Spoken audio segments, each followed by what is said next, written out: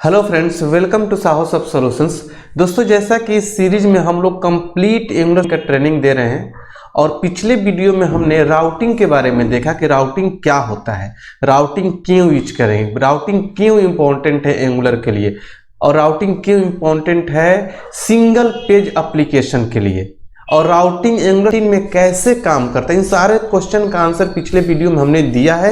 अगर आपने नहीं देखा है तो एक बार जरूर विजिट करिए, क्योंकि बहुत ही इंपॉर्टेंट वीडियो है। और पिछला वीडियो अगर आपने देखा होगा तो आज का वीडियो भी आपको बहुत अच्छे से समझ में आने वाला है, क्योंकि आज का वीडियो भी राउटिंग पर ही बेस्ड है। इस वीडियो में हम बात करेंगे कि हाउ राउटर वर्क्स, राउटर कैसे काम करता है एंगुलर। कहने का मतलब यह है कि जब भी हम किसी लिंक पर क्लिक करते हैं तो राउटर कौन कौन सा स्टेप फॉलो करता है उस लिंक पर विजिट कराने के लिए। आपको हमने ये देखा पिछले वीडियो में कि राउटिंग एक मैकेनिज्म है जो हमें एक पेज से दूसरे पेज पर ले जाने की प्रोसेस को परफॉर्म करता है, लेकिन उस मैकेनिज्म को करता कौन है? राउटर। जो राउटिंग मैकेनिज्म को परफॉर्म करने वाला राउटर लाइब्रेरी है जो एंगुलर के टीम द्वारा लिखा हुआ है, मतलब एंगुलर का अपना लाइब्रेरी है राउटर जो इस मैकेनिज्म को परफॉर्म करता है। तो राउटर कैसे काम करता है उसके बारे में हम इस वीडियो में समझेंगे। मतलब कि आप एक मिनट के लिए भी किसी पेज पर विजिट करते हैं, किसी लिंक पर क्लिक करते हैं, तो बैकग्राउंड में कौन कौन सा स्टेप फॉलो करता है राउटर, उसके बारे में हम डीपली इस वीडियो में समझने वाले हैं। इस वीडियो का स्टेप बाय स्टेप बिल्कुल ही अच्छे तरीके से समझिएगा, नोट करके रखिए, क्योंकि इंटरव्यू में ये सारी चीज़ें अगर आप बताएंगे तो आप सामने वाले को लगेगा कि आपके पास एक्सपीरियंस है, क्योंकि हम ये सारी चीज़ें आउट ऑफ स्कोप और इंटरनल बता रहे हैं।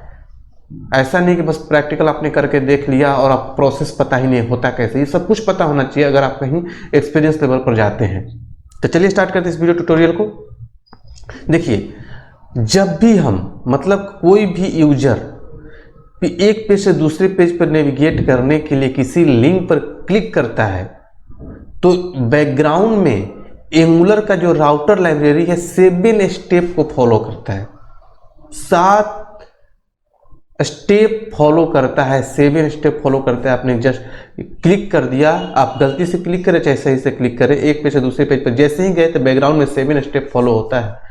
पहला स्टेप होता है पार्स द यूआरएल, मतलब कि राउटिंग प्रोसेस में एंगुलर का राउटर लाइब्रेरी जैसे ही आपने लिंक पर क्लिक किया तो उस यूआरएल को पार्स करता है, मतलब कि ब्रेक डाउन करता है और छोटे छोटे पार्ट में उसको डिवाइड कर देता है, उसका एक यूआरएल ट्री बना लेता है।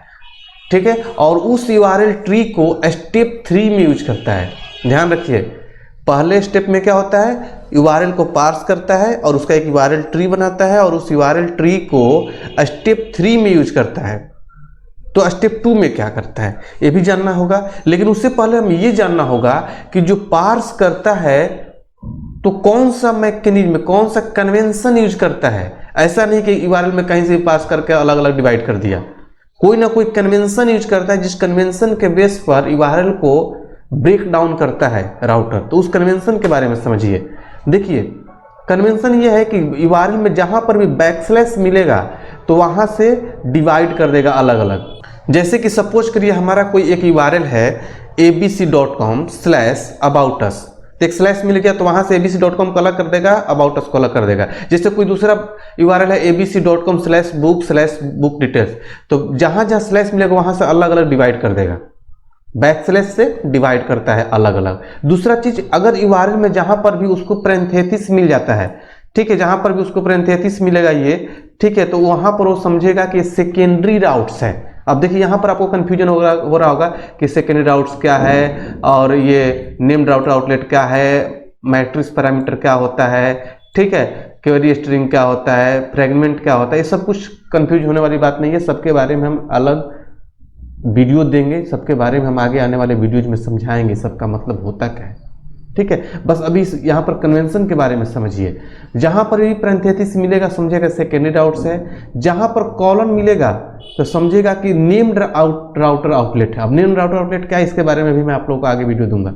ठीक है, जहां पर सेमी कॉलन मिलेगा वहां पर मैट्रिक्स पैरामीटर के बारे में समझेगा, मैट्रिक्स पैरामीटर है। ठीक है, जहां पर क्वेश्चन मार्क मिलेगा वो समझेगा क्वेरी पैरामीटर है। ठीक है, आप लोग को इसके बारे में तो ऑलरेडी पता होगा कि क्वेरी स्ट्रिंग पैरामीटर क्या होता है, क्वेश्चन मार्क से हमारे URL में पैरामीटर भेजते हैं। ठीक है, हैश मिलेगा तो फ्रेगमेंट के बारे में समझेगा। ठीक है, और डबल बैकस्लैश समझेगा तो मल्टीपल सेकेंडरी राउट्स के बारे में समझेगा कि ये मल्टीपल सेकेंडरी राउट्स हैं।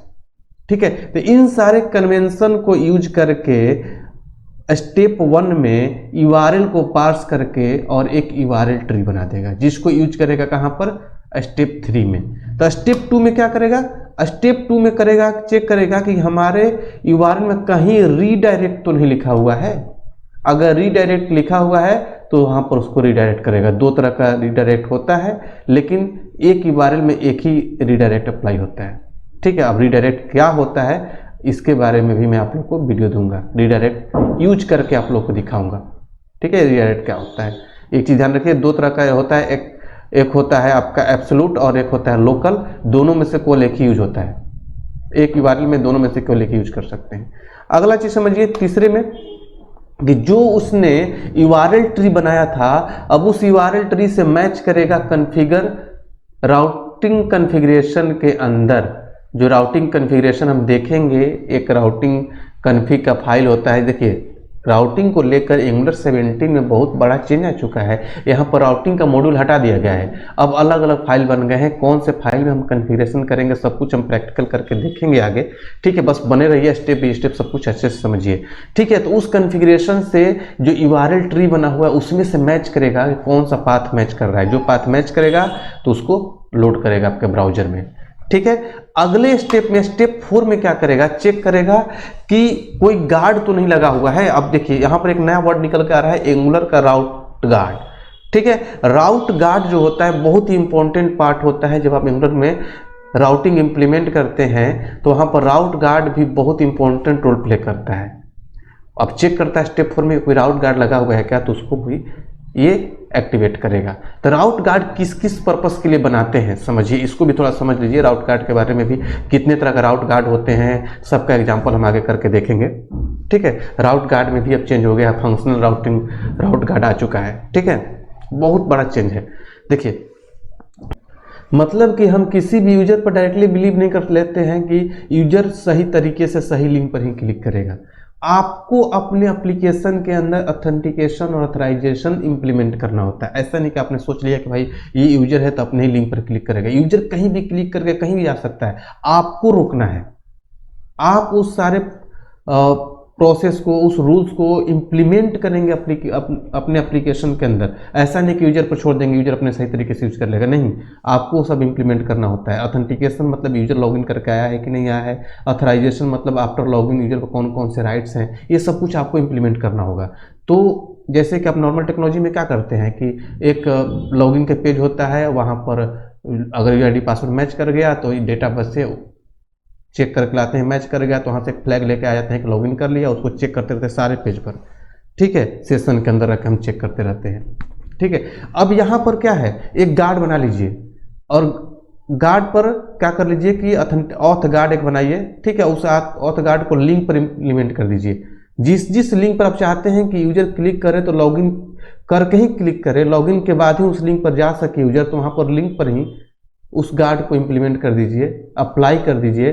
तो इससे फायदा ये होगा कि बाकी जगह आप क्या करते हैं, पेज पर जाने के बाद चेक करते हैं लॉगिन किया है कि नहीं किया, नहीं किया है तो उसको वहां से चले जाते हैं। मतलब आपने बैकग्राउंड में पेज को लोड कर लिया, बैंडविड्थ कंज्यूम कर लिया, लेकिन राउटिंग में क्या फायदा हो जाएगा कि लिंक पर जैसे ही क्लिक करेंगे गार्ड चेक कर लिया लॉगिन किए कि नहीं किए हैं। अगर लॉगिन किए होंगे तभी उस पेज को, उस कंपोनेंट को लोड करेगा, नहीं तो नहीं करेगा।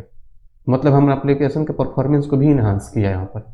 ठीक है, दूसरा चीज कि आप किसी पेज पर जाने से पहले आप चेक कर सकते हैं कि जिस पेज के लिए हम जा रहे हैं वहाँ पर वो डेटा अवेलेबल है कि नहीं है।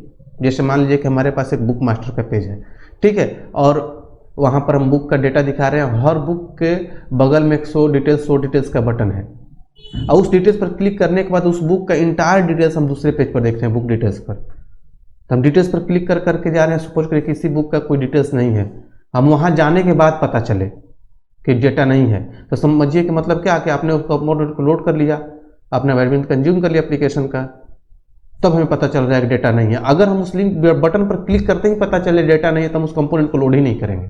ये काम कर सकते हैं with the help of route guard. ठीक है, जैसे मान लीजिए कि मैं अपने फ्रेंड के यहाँ से जा रहा हूँ, मान लीजिए मेरा फ्रेंड रहता है कहीं पुणे में या फिर कहीं पर, सपोज करिए, मैं यहाँ से उसको बिना बताए चला गया उसके पास, और वहाँ पर जाकर देख रहा हूँ कि लॉक लगा हुआ है उसके दरवाजे पर। अब उसको मैं वहाँ जाने के बाद फ़ोन कर रहा हूँ कि भाई कहाँ, वो बोल रहा है कि मैं गोवा आ गया हूँ घूमने।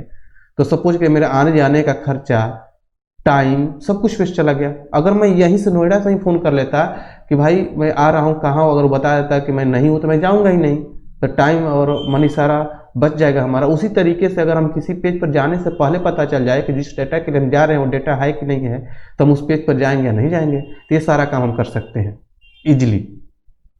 दूसरा चीज़ कि आप जो पेंडिंग डेटा होता है उसको सेव ने आपने नहीं किया है तो उसको बचा सकते हैं। कैसे? राउटिंग गार्ड के थ्रू, राउट गार्ड के थ्रू कैसे कर, जैसे मान लीजिए एक बहुत बड़ा फॉर्म है, उस फॉर्म पर सपोज करिए कि 100 कंट्रोल्स हैं जिसको आपको फिल करना है। आपने सपोज करिए 60 कंट्रोल या 70 कंट्रोल फिल कर लिया और गलती से ब्राउज़र का क्लोज बटन क्लिक हो गया आपसे, तो ब्राउज़र क्लोज नहीं होता। हम वहाँ पर एक कन्फर्म बॉक्स दिखाते हैं कि are you sure to leave this page. आप लोगों ने ऐसा जरूर कन्फर्म बॉक्स देखा होगा।